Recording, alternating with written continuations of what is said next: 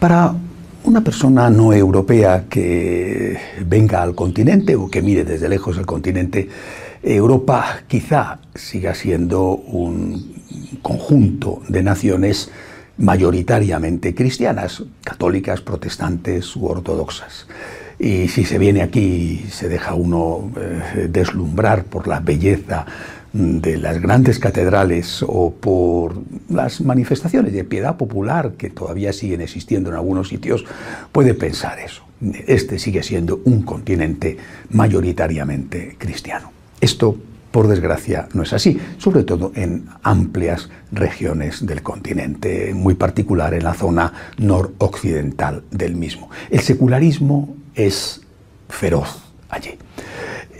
Son ya una pequeñísima minoría los católicos protestantes que van a misa el domingo. Una ridícula en el sentido despreciable, sino en el sentido de pequeño.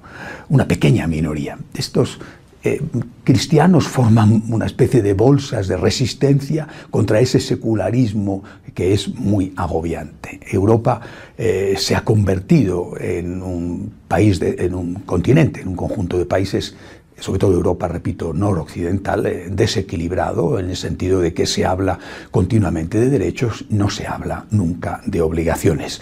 Esto está generando un vacío no solamente espiritual, sino también un vacío demográfico, por ejemplo, con el tema del aborto, un vacío cultural. Ya no es ni mucho menos la Europa que irradiaba al resto del mundo los grandes principios. Por el contrario, hoy Europa se ha convertido en la gran difusora de unos derechos que no son tales y de unos comportamientos criminales, como la ideología de género o como comportamientos criminales, me refiero al tema del aborto.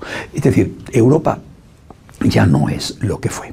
Y en este contexto de descristianización, de pérdida del alma europea, a pesar de los esfuerzos de los últimos papas para que volvieran a sus raíces cristianas, en este contexto se ha producido lentamente la islamización del continente. Lo mismo que pasó con el Imperio Romano, que debido a la bajísima natalidad tuvo que pedir a los godos, a los pueblos godos que estaban en sus fronteras del este, que entraran a colonizar los campos o que entraran a formar parte de sus ejércitos para pelear contra otros godos más agresivos.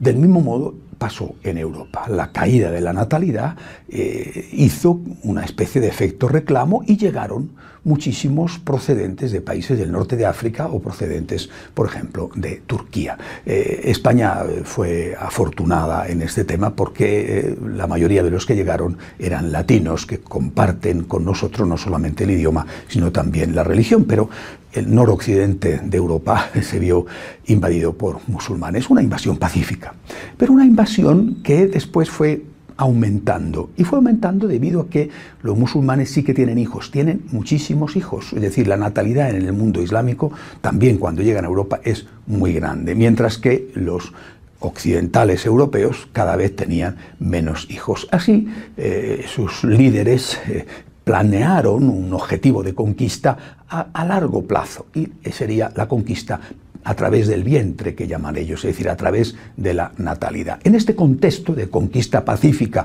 a base de que cada vez hay más musulmanes, incluso los datos dicen que van en determinados países, van más musulmanes los viernes a la mezquita que católicos o protestantes los domingos a la misa o al oficio litúrgico. Bueno, pues en ese contexto se produce algo nuevo. Se produce la irrupción en el panorama mundial del terrorismo islamista, la destrucción de las Torres Gemelas en Nueva York, los distintos atentados en ciudades europeas o posteriormente la creación del califato sirio-iraquí ha cambiado la situación. Es decir, lo que parecía ser una larga marcha hacia la mayoría islámica en Europa ha recibido una aceleración. Los líderes más moderados que promovían no digo la asunción de los valores occidentales, pero sí la convivencia pacífica hasta que poco a poco ellos fueran mayoría por la natalidad, se han visto desplazados.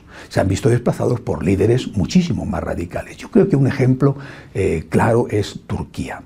La Turquía de Atatürk, esa Turquía pro-occidental, prácticamente ya está desaparecida. En este momento hay una campaña electoral para dar aún más poder al presidente turco Erdogan, que se va a convertir realmente en el hombre que controla todo en el país. Y es en ese contexto que hay que entender lo que ha pasado con Holanda.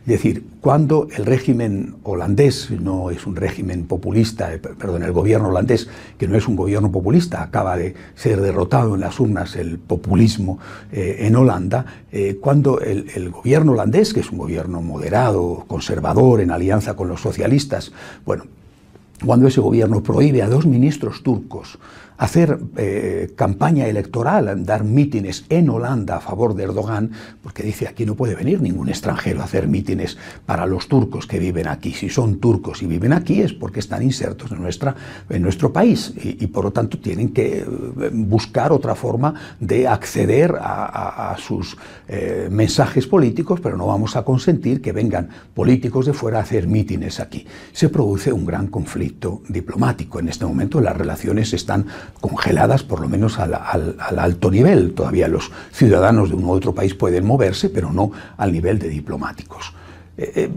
Junto a esto que ha sucedido entre Holanda y Turquía, viene la sentencia del Tribunal de Derechos Humanos Europeo, que permite a las empresas prohibir el uso del velo islámico a las mujeres musulmanas si tienen una política común general en esa empresa en contra de la ostentación de símbolos religiosos. Bueno, esto ha sido tomado por Turquía de una manera agresiva, violenta, es decir, las palabras que han dicho los políticos turcos, incluido Erdogan, contra Holanda, incluso contra el conjunto de la Unión Europea, contra Angela Merkel, han sido palabras muy duras. Erdogan ha hablado de que hay una cruzada cristiana contra el Islam, y un ministro turco, si no recuerdo mal, el ministro de Exteriores, ha dicho que en Europa va a haber pronto una guerra de religión.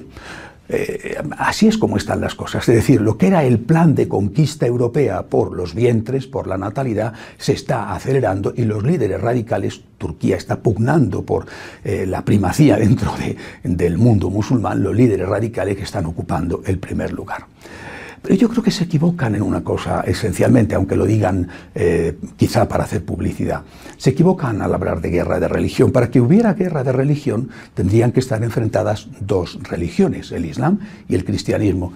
En este momento no se puede hablar de unos políticos cristianos que defienden valores cristianos y que están luchando contra políticos o naciones musulmanas que defienden valores musulmanes. Es decir, los políticos europeos noroccidentales no son cristianos, son profundamente secularistas. Por eso me parece injusto y absurdo hablar de guerra de religión, lo digo sinceramente, ¿no? Nosotros, los cristianos, en particular los católicos, pero creo que también los protestantes, nosotros no estamos por ninguna guerra. Es decir, hay aquí una lucha de otro tipo.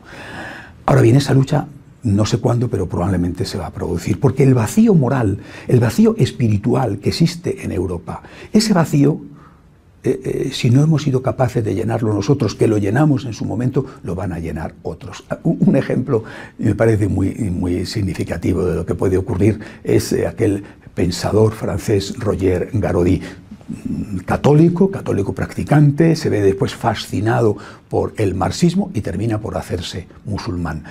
Hay mucha gente que busca algo firme, algo fuerte, algo con consistencia, y cuando no lo damos nosotros, siempre ese vacío lo llenan otros. Probablemente el Islam acabará con el secularismo en Europa, no sé si violentamente o por el camino de la natalidad. Probablemente acabarán con el secularismo, con ese vacío, porque no se puede vivir sin Dios. La cuestión es qué va a ser de nosotros. ¿Nos dejarán a nosotros los católicos convivir pacíficamente en un mundo que no será ya cristiano y que veremos si será musulmán o ateo? ¿Nos dejarán a nosotros convivir pacíficamente o tendremos que emprender de nuevo el camino de la reconquista? Yo desde luego opto por vivir en paz con unos y con otros. La cuestión es si nos van a dejar vivir en paz y ser nosotros mismos. Hasta la semana que viene, si Dios quiere.